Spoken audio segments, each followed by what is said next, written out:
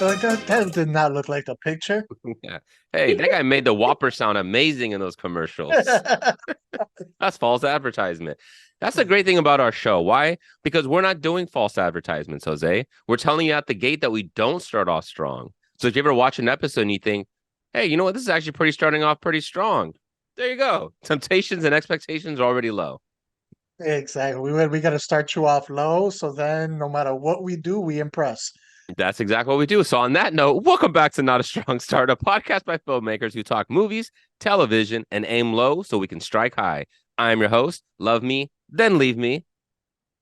I'm not your host, One Night Stand. And I have something to say. I'm also not your host. I'm your token female. Hit it and quit it. That just sounds like a continuation of the token female.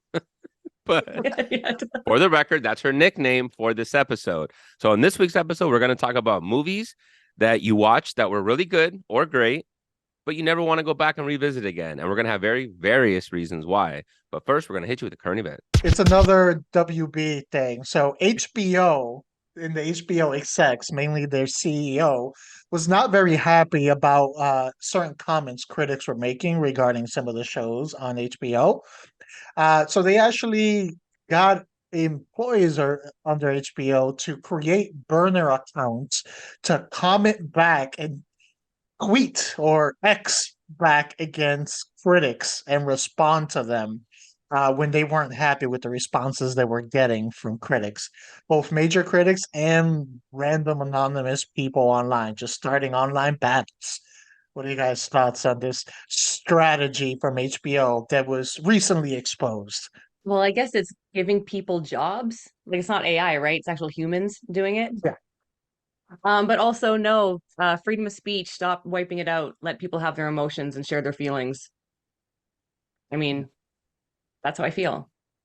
Like, just don't be a big baby. Oh, good. Yeah, What about it you, also Dad? it also sounds very whiny. I mean, it Yeah, sounds that's what I mean. yeah, like it, but it also makes you sound like very like you're lacking confidence. You know what I mean? If you have to go in Yes. there and try to defend, and you have to, if you're that much in your feelings, why don't you take the time and energy and just focus on better content?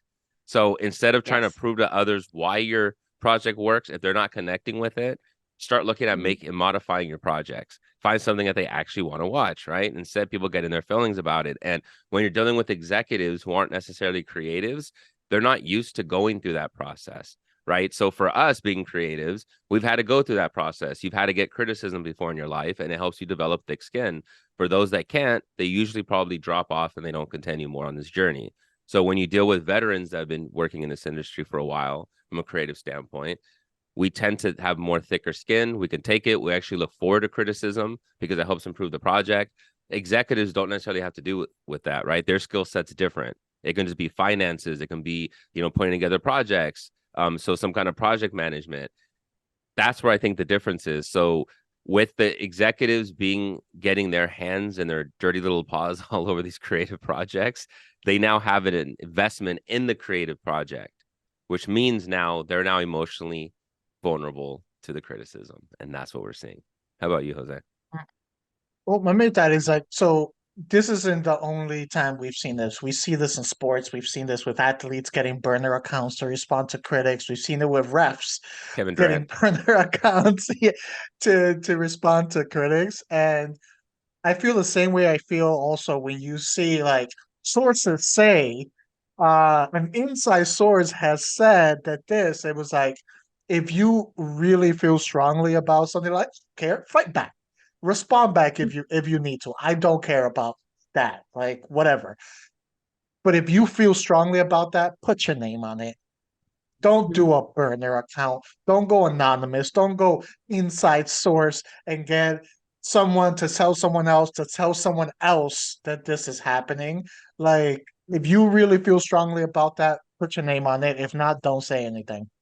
Yeah, like I know when the Sopranos ending came out and they had like a very divisive ending, the David Chase, the guy that was the creator behind it, spoke up and says, "Hey, I gave the ending that I wanted to give, and if you needed it spelled out more, that's on you. I gave you all the hints, I gave you all the clues to the ending. The homework's there. You just have to do the work. Even Christopher Nolan kind of said a similar thing to Inception. I like that they step up and they speak out for that. Like, this was the creative decision that I made. I'm not giving you the version that you want to make. So with that, I completely agree, Jose. Put your name on it.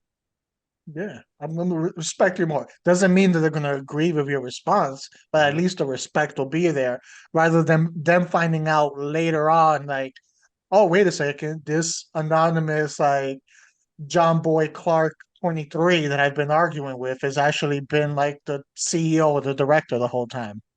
Yeah.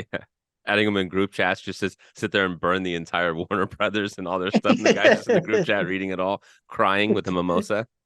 If they're doing like Thank burner account things too, it almost feels like it's not even genuine, right? Like like people that are like fighting back saying, no, no, no, this is good. This is why we like it, why everyone should like it and all that stuff. That's like not even genuine in the first place, Hmm. right?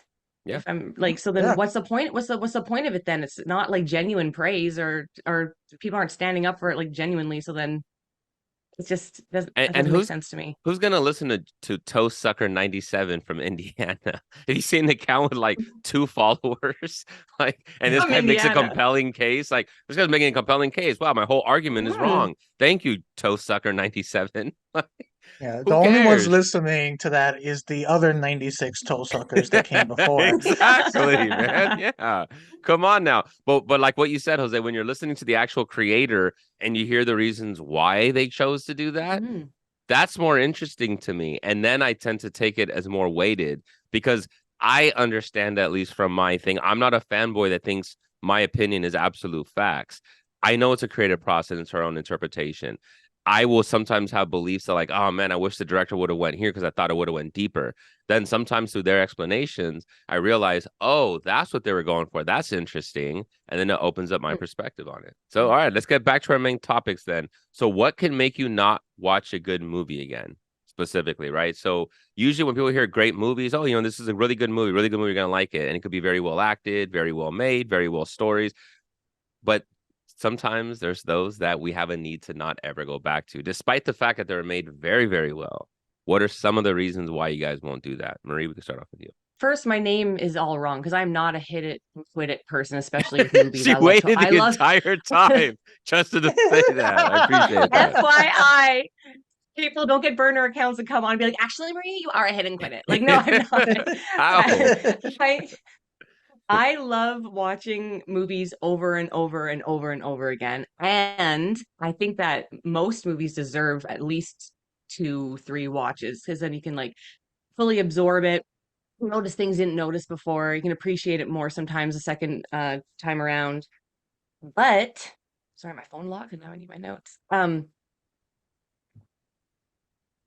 And I guess it's like it's suggestive too. So like I can say I will never. This movie is great. I never want to watch it again. But Daniel or Jose would be like, I've seen that movie like 10 times or something. So it is suggestive. But for me personally, because I get really emotionally invested into movies, if something's like really overly disturbing or overly sad or something like that, I can be like, yeah, I saw it. I can appreciate it for what it was, but I don't want to go through that again. So I'll just like shelf it. And I've seen it, been there. I just don't want to go through that anymore. If something has like a really shocking twist or shock factor to it and you're like, oh damn, I didn't see that coming, then it's like maybe I don't need to go back to that movie again because I'm like, I know it's coming, and it kind of loses its je ne sais quoi. But so those are two things. And also if a movie's like super duper long and it's like, okay, I spent 3.5 hours watching that movie, I don't think I'll need to go back to it again. I have to put time aside to be invested into it. So those are the three things for me that can make me really appreciate a movie, but I don't really need to go back to it. Those are all good, and a lot of it is equal to the same reasons that I had. It was just if a movie is just highly emotionally exhausting or just realistically brutal to the point that it like stays with you, it's like, okay, it's already replaying in my head. I don't need to rewatch that movie to see like that brutality. And then kind of like what Marie was saying too, if what makes that movie good or great is mainly that big twist that came at the end, I a lot of times I feel like I don't need to see this movie again because I already know that pivotal point. through it. And without that pivotal point, the rest of the movie might not be bad, but it just might be okay or good. So it's like, why go back and revisit? I'm not gaining anything new from it.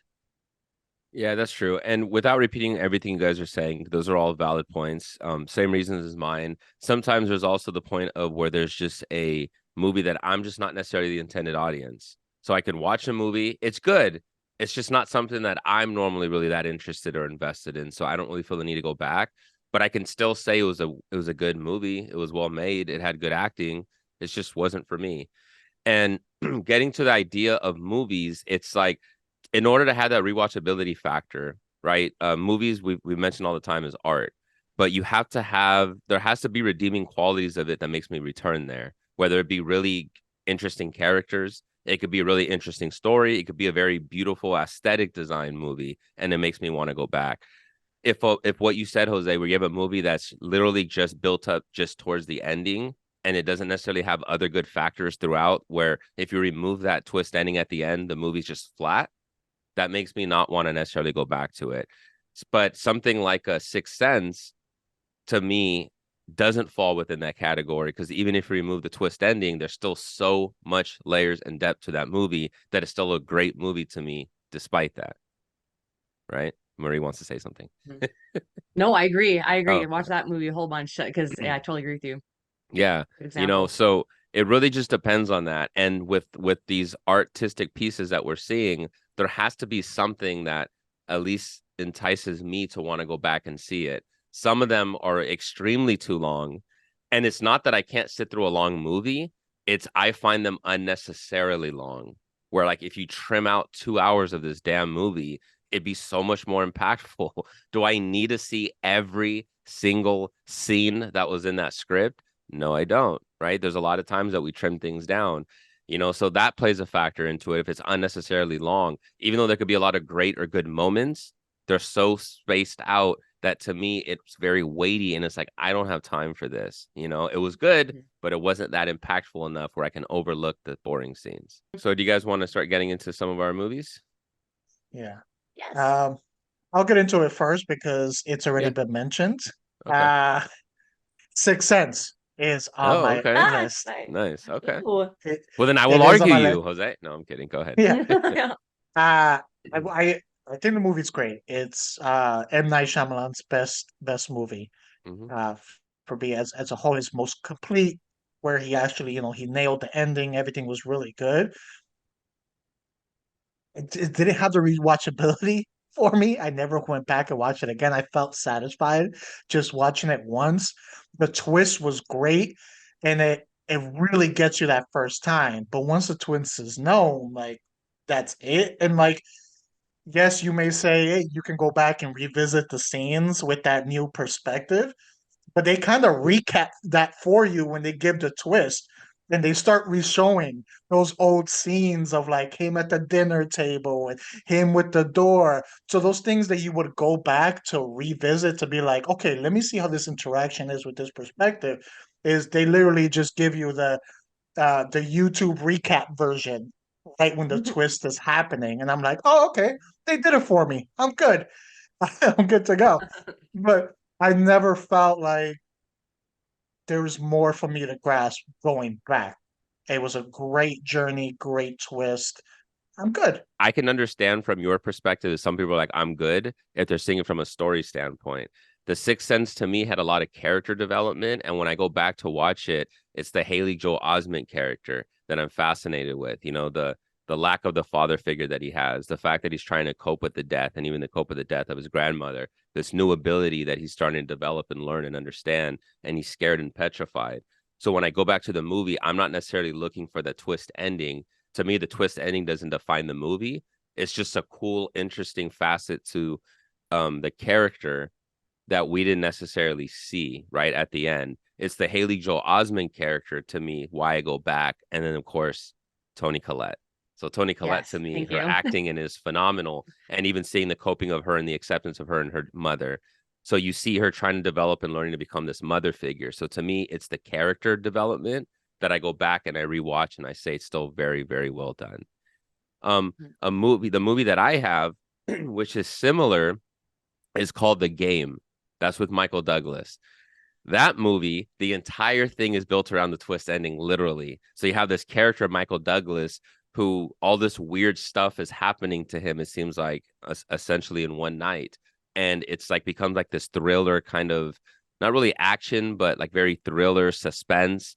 And then you find out at the very end, this twist ending of, I don't want to spoil it for others if they haven't seen it yet, because it's a good movie. It's a really good movie, but everything is built around the ending. So then when I go back and I see the suspense and everything, the ending sort of answers that. And then I'm not really getting anything further from the character. So if I go back now, there's not really the character um, dealing with the other emotional items outside of what's happening to him in these special sequences. So that's why I think, to me, the game is one where I'm like, okay, I'm good. I saw the ending. There's nothing new out of this. Every character interaction and their development is based off of just what's happening to them. And now that I know what that ending is, there's nothing outside of this. It feels more one layered.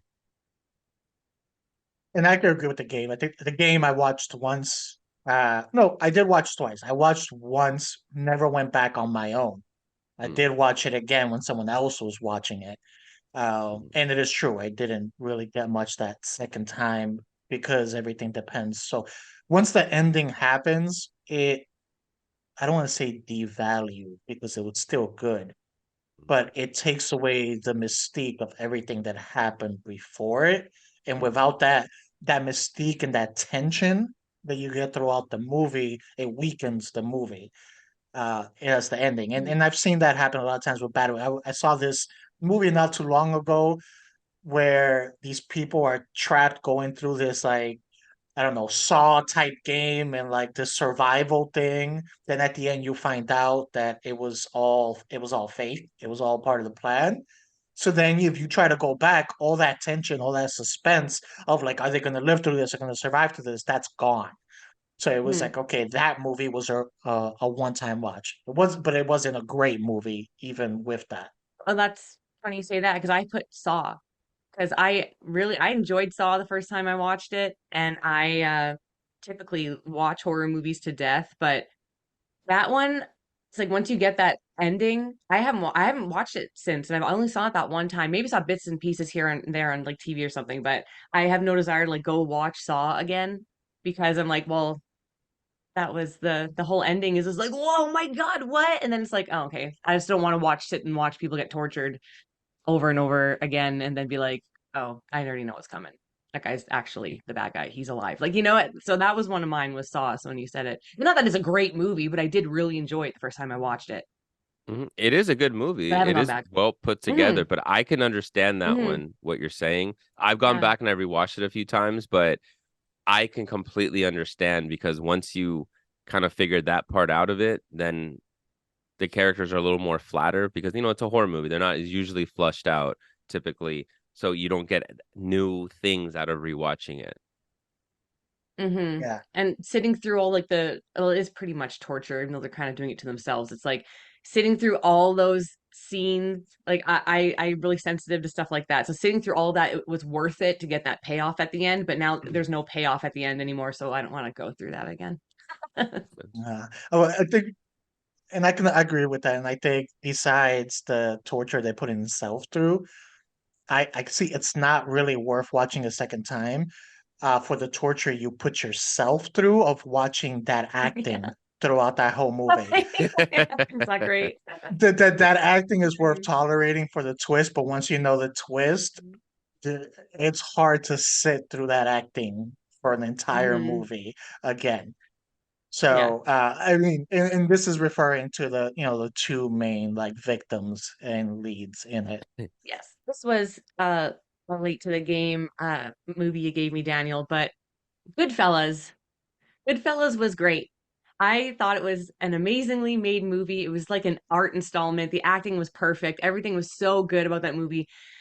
But it's like I don't know what I can get out of it again a second watch. I really appreciated it so much the first time. Like maybe I'll appreciate like the filming aspects even more the second time or the acting, whatever. But it is really long. I found that movie so long to get through. And I'm just like, okay, I did it. I did it. It was good. I appreciated it. done. Like I don't really have a desire to go back. And it's not like overly pleasant. Usually when I rewatch movies, they're movies that give me some sort of like comfort or warmth, even if they're horror. There's something about it that I can find like attractive about it. And I don't know, Goodfellas just like, yeah, it's good, but I'm done. Was one of them. Can't agree with that one. Hmm. I know, but then I'm Yeah, not. I don't think I'm the not that I'm not the target intended. audience, but it's like You're for not. me Yeah. personally, it's Yeah. just not my type of thing. It was Yeah. Yeah. great though, excellent movie. Yeah. Yeah, that's one I've rewatched a bunch of times, mainly Yeah. because of the interactions. Hmm. There's some really strong scenes that the Joe Pesci, interactions are man. so entertaining Joe Pesci is so between good. the characters together. And that's what brings me back over just the overall story is, oh, I really want to see that scene again, the way everyone interacts with each other and the all these greats together. That's what brings me back to that one. To me, it does I too. can It's see all that. about performances and Scorsese. The reason why Scorsese is such a masterful director, not only does he get good shots and he uses great musical choices and stuff, it's the acting. Mm-hmm. He understands not to overdirect and he'll set the camera down and let actors do their thing. And he pulls really, really good actors out of that, or performances, I should say. And to see Joe Pesci, Robert De Niro, like such great chemistry in that. That movie has so many one-liners. I can understand because I know you personally, Marie. I can understand you not wanting to watch it again. I completely get that. And that's what I was mentioning earlier when we talked about reasons about just intended audience, right? Like one that you made me watch was Yeah. Moonstruck. Good movie. I'm not the intended audience. I don't need to go back and get anything else out of it. For you, you've seen it a million times. I get it. Goodfellas is one of those ones that I love going back to because for some reason it reminds me a little bit of my childhood. Not that I put myself in those characters at all. I just remember watching it as a kid. I remember watching it with my cousins at my grandma's What has house. Dan been doing in his past? Damn. my, my grandma didn't speak a lick of English. She had no idea what we're walking in the back television, and we'd be sitting there watching Goodfellas, just laughing, cracking up, watching that movie. So there's like a nostalgic feeling that I get when I watch that movie, and it's just I love it. It's the great performances. It feels so warm, and it feels so believable and realistic. And to see Joe Pesci do Home Alone, followed by this one, yes, please, yes. So okay. Jose, you want to go next? Or you want me to go next? Yeah, I can go Mm, next. So okay. the one I have, it's Requiem for a Dream. Mm. Oh yeah. Great I movie, forgot about that one. Oh, I would have definitely put that on my amazing list too. movie. But it's a tough watch, especially at the end, like when it gets towards the end. Like yes, Jennifer these Connelly. characters made bad decisions, but it's just hard seeing like how far like everyone fell and where they ended up at the end. There's absolutely no glimmer of hope at the end of this movie at all. So it's one of those movies where like you leave with your negative emotions on the forefront. There's you leave this movie saying like, oh wow, that was good, but that was not pleasant to watch at all. Uh No. so it's one of those that like I haven't really seen that movie again after the first time. I can still vividly remember that final sequence with those instrumentals behind it and where each character I remember it vividly just off of one watch. Mhm. So I I think I love that mentally blocked movie. that out. I love that movie. I completely understand. And Jose, we've talked about this before, and you told me this about the movie. I'm like, I'm not even going to try to defend why you need to watch it more. I 100% agree. This is where it's all based off of just the viewer and our interaction with it. So to me, Darren Aronofsky, when he hits, he hits. And to me, that's a hitter. So I like movies that are completely visceral and pull you in. So something like that movie is one of the most engrossing movies that I've witnessed, and it tells me such superb filmmaking that when I watch the movie, it's not necessarily the acting or the story. Well, it is the acting, but it's the acting and the combination of the directing. So even when Darren Aronofsky does some of the editing, he does it at a very fast speed that's very jarring, which is similar to mirror what a junkie would be experiencing in there. So he does a lot of technical things that I'm just so fascinated and so in awe of watching that I go back from that standpoint. That's the reason why I'll go back to watch it. It's very ugly. It's very disgusting. It makes you want to take a shower afterwards. But even a lot of the shots he pulls some cool shots from anime that we've seen before. So to me, it's just an applauding of his filmmaking. So that's the reason why I go back and I rewatch it. But for somebody like Jose telling me, well, I'm watching it for the story, I completely understand. I'm not even going to try to defend that. So I get it. Yeah, and you'll notice with the next ones that I have, that they share a common theme to this one on why I don't go Yeah. back, Yeah. and it's that emotional human suffering aspect of it, you know. But no, on a technical standpoint, on an acting standpoint, everything about that movie is great. I can't Yeah. take anything away from the movie. Yeah. Um, Okay. there's a movie that's similar, sort of similar to that, that I don't want to say it's like a poor man's Requiem for a Dream, but it's a lot like Requiem for a Dream, and it's called Spun.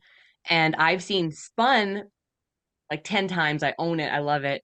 And John Leguizamo's in it, and it has the same type of shots, like where it's like close up on the close up on everything, close up on needles, close up on everything, like the quick shots.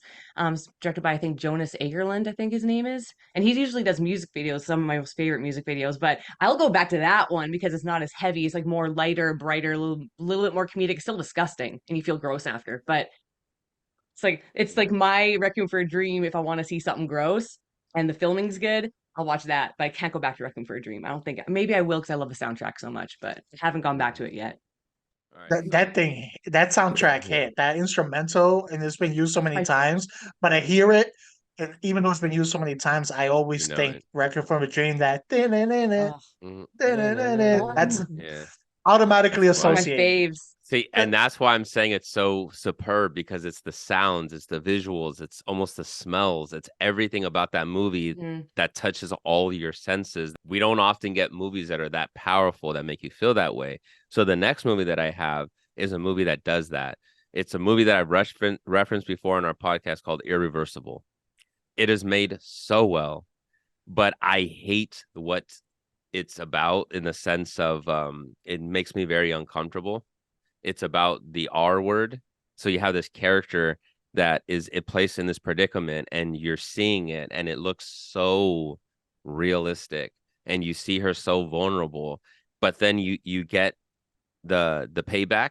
So there's a payoff to it, but it has Monica Bellucci in it and it's so realistic and ugly and it does the same thing for Requiem, but it's easier for me to process the use of extra particulars in needles than it is to deal with that. That makes me very uncomfortable. I don't think I've seen that movie. Mhm. Irreversible doesn't sound familiar. I don't think I've seen it. I might have to give it a try. See if that's a one night stand movie for me also. You definitely won't go back to rewatch. I think it's like a French film. I think something like that. Maybe it's French or some. It's on that across the pond, but it's Mhm. one that if you want to watch it and have that kind of experience, watch it. But I promise you, you will not go back and watch it. But it's so powerful. It's such a very powerful movie. It's just the subject matter. I don't like dealing with that. That's very uncomfortable for me. Yeah, I'm good. Yeah. I don't think I would touch it. I don't think I can. I No, don't think I Marie, you could. don't watch it at all. I'm not even telling you to watch it. So I'm gonna go with 12 Years a Slave. Uh good movie. Movie is an emotional drain. You're literally spending like 2+ hours watching someone get mistreated, live this terrible, like miserable life.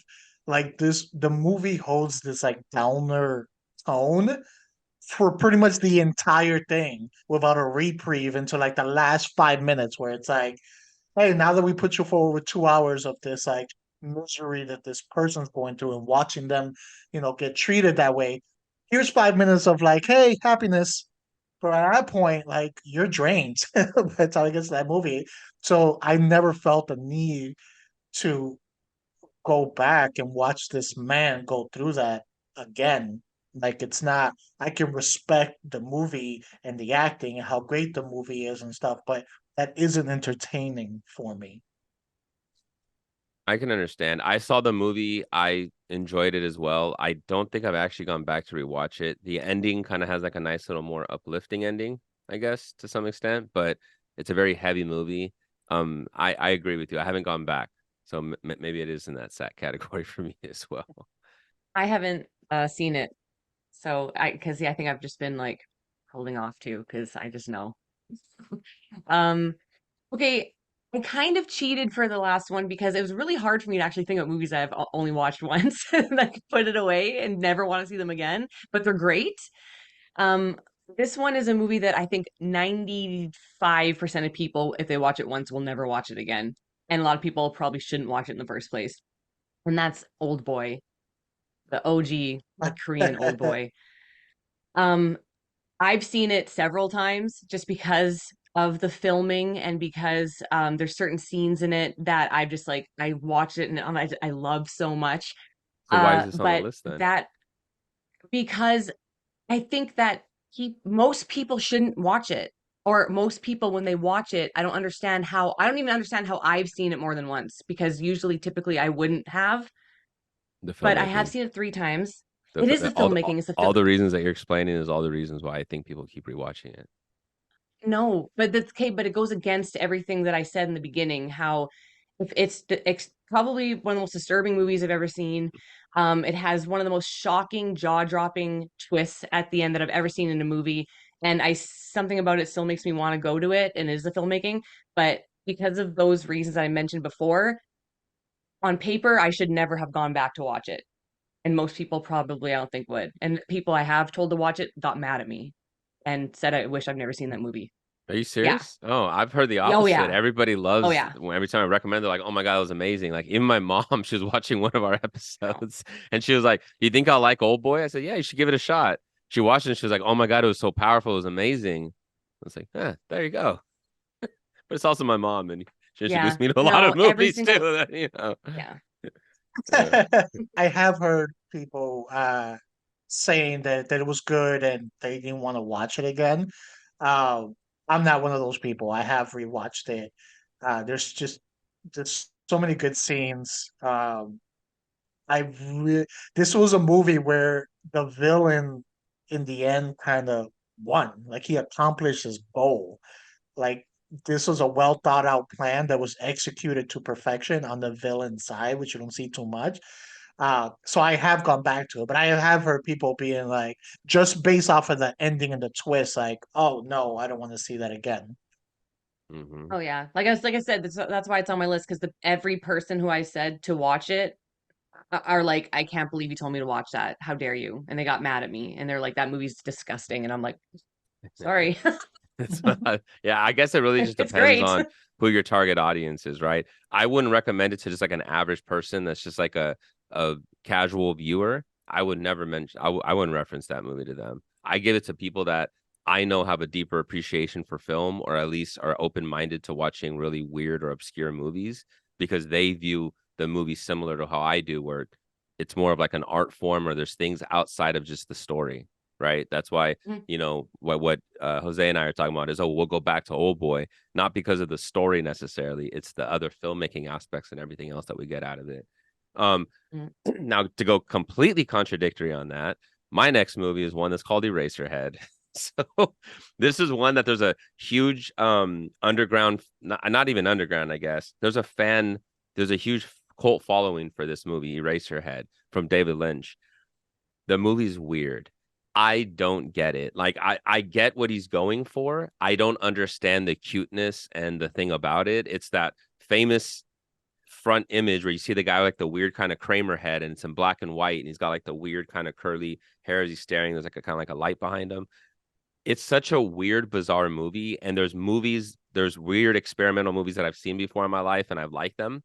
This is one that like I get it. I saw it. I'm never gonna go back to. The story's very bizarre and weird. There's a lot of weird visual elements to it, and I just didn't get it. So it's almost like if I'm ever gonna rewatch this movie, I literally need somebody that's like a diehard fan of this movie to explain to me the magic behind it because I just did not freaking understand it. I'm watching it and it's like great that it's one of his earlier movies and he's trying these prosthetic weird things on this, but the story was just like, what? Like I don't get it. Have you guys seen the movie? No. No, I I have haven't. not. But I I've heard that before I about might it. Like make Marie. it's I like might make too Marie bizarre and too watch out it. there. I might make Marie watch it just for the sake of it because I need everybody that I've asked hasn't seen it. So it's like I don't I, have anybody that I know that watches it that likes it to explain to me. And I need for our listeners, if any of you love Eraserhead, please explain to me why. Why is it so magical and cute? Is it because it's independent and he tried a lot of different things and you felt it worked? Like, is that what we're talking about here? Because it's really, really weird. And it's just Hmm. once you kind of get the story, what else are you getting new that's out of it? I don't understand. I'm intrigued. But hmm, I am intrigued. I would ask you what it's about, but it seems like that's the answer you're looking for. no, like Yeah. okay, so there's a basic storyline, but then there's underlining with all these symbolism that he's doing. But it's really weird, man. Like maybe you should give it a watch, Jose. I really think you should try giving it a watch because I think you're going to feel the same way that I am. Like, what the hell did I just watch? It's gonna feel like that. You know, if you make me watch it, you have to watch it again. Dang it. But I can't do that. I just did Love Me Then Leave Me. I can't do that. I can't be Yeah. hypocritical to our listeners. You can't be calling back years later and being like, "Hey, you up?" I know. What that mouth do? It's like WI, all Uh, WID, WID. I mean, I would say what's on the queue would probably not be the movies we mentioned for ourselves Okay, how on about this here, real quick? but Marie mentioned a quick one. This will be a final question for you guys. What's a movie that maybe should have been a one and done, but you keep going back and you're rewatching? I mean, you mentioned Old Boy, but if you have another one, you could quickly mention another one. No, I'm gonna stick with that, and that also is gonna be on the queue for everyone to watch Old Boy, only the Korean one and only with subtitles, not dubbed. Yes, Don't do not the the Josh American one, Brolin the one. OG. So I'll go for Requiem for a Dream. I'm gonna go with that Mm. one. I enjoyed it. It's a great. It's gonna put you in a weird, uncomfortable position to watch, but a lot of the filmmaking that he does, even the refrigerator, the dope visual. There's so many cool visuals that Darren Aronofsky does, and the music, how he ties it all together. You're gonna feel a certain type. It's one of those movies that you have to sit and demands your attention. But I love Marlon Wayans in it. He was so good in it. Jared Leto was good in it too. Shout out Jennifer Connelly. She was great in it. But the mom was fantastic. She was so good in that movie. And she's the one that breaks my heart the most is watching her character. It's not even the other three. The other three do it to themselves, especially Jared Leto. He does it to himself. So I don't have sympathy for people necessarily that go down that route. I do for ones that maybe was forced on them. I don't for him. I feel bad for the mom. That's the one that gets me every time. yeah, yeah. Okay, I think I have one that I've heard people say that they were good after the first watching because everything is revealed. But I've gone back to multiple times. Memento, from Christopher Nolan. I've heard Mhm. people saying like, okay, once they because the whole movie is just dropping clues to uncover the overall picture. So once people get the overall picture at the end, I can see why people were like, well, okay, I already know the whole picture. The clues are not as valuable anymore. But I always go back to it because it's just such a well done movie. Well said. I love Memento. That's a good pick. Very, very good pick. So yeah, I love Memento. Great. Fantastic. Christopher Never Nolan. seen it. Of course not. So thank you for watching another episode of Not a Strong Start. You can like us, subscribe, comment, share on our YouTube channel, Not a Strong Start. You can listen to us anywhere you listen to your podcast. You can follow us on Instagram at Twitter at Not a Strong Start. I'm your host. Love me, then leave me the hell alone. King_Sangre. I am not your host, One Night Stand, and you can find me at This Is Me Nombre on Instagram His or Yelp the reviews local are great though. motel. Yeah, his Yelp reviews are great though, so that's why he keeps getting these one night stands. And I'm totally out of character. Hit it and quit it. And you can find me at Replays It All on Instagram. There we go. So thank you for watching another episode. Boom.